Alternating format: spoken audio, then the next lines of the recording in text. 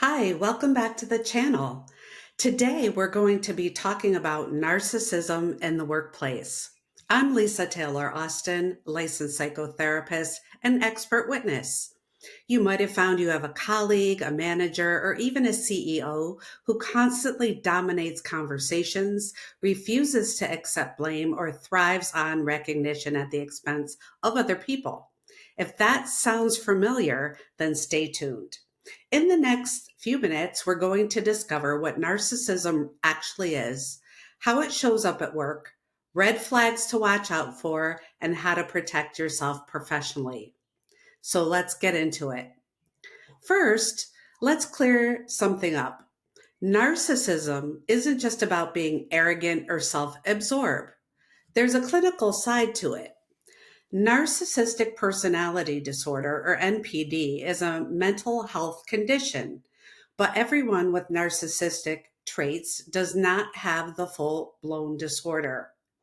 In the workplace, we're more often dealing with what's called subclinical narcissism, traits that don't meet the clinical threshold for narcissism, but they still impact other people.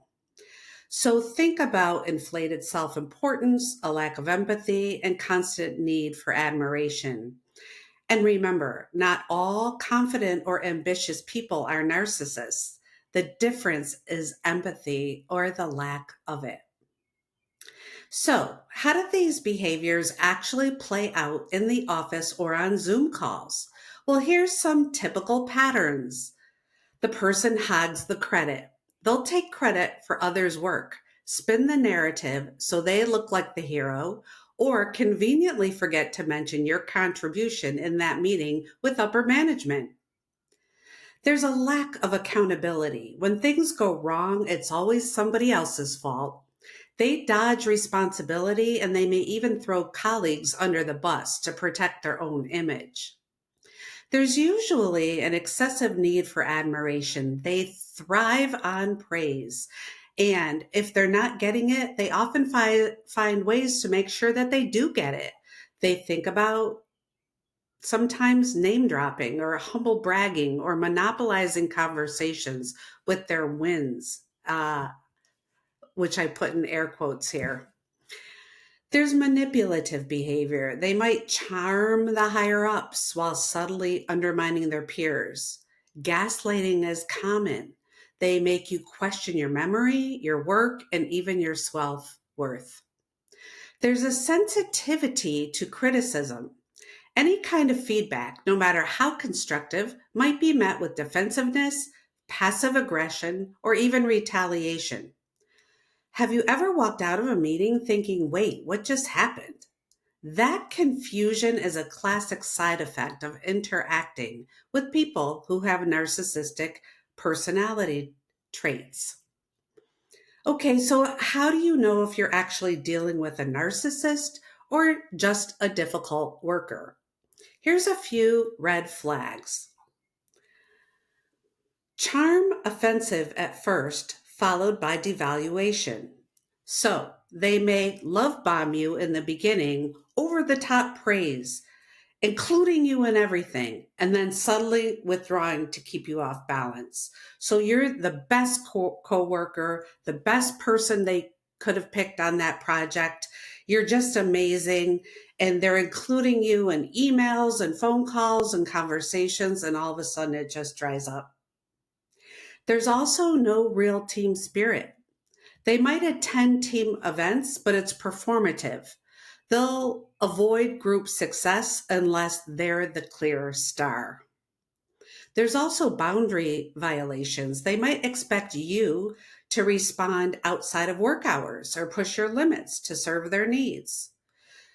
There's information hoarding. Narcissistic colleagues often control information to maintain power or make themselves indispensable. I hear this a lot of times from my clients who are talking about their managers or their bosses. So if all this sounds familiar, you're not alone. The big question is, what can you actually do about it? And there are a few things that you can do. First, set clear boundaries. Be polite but firm. Don't over-explain. Phrases like, I'm not available for that right now, or let's just stick to the facts of what we're working on can help. You want to document everything. Keep a paper trail. If you work with them directly, log your communications, especially around projects, deadlines, and decisions.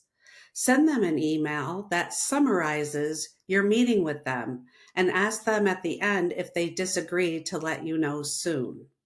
This memorializes and documents what actually transpired. Don't take the bait. Narcissists often provoke emotional responses.